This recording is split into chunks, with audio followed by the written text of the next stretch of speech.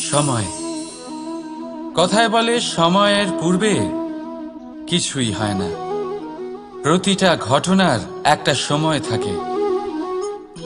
সময়ের আগে না সূর্যোদয় হয় আর না সূর্যাস্ত হয়।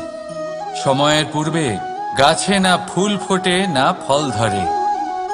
কিন্তু একটা কথা ভেবে দেখুন, যদি বর্ষা আসার আগে কৃষক ভূমিকে না প্রস্তুত করে, বীজ রোপণ না করে, তাহলে কি ফসল ফলবে? যদি কোনো যোদ্ধা যুদ্ধের পূর্বে নিজের অস্ত্রের ধার না দেয়, তাহলে সে যুদ্ধ কি করে লড়বে?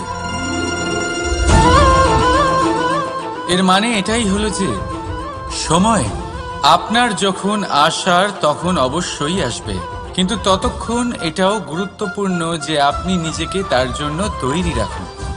কারণ এই সুযোগ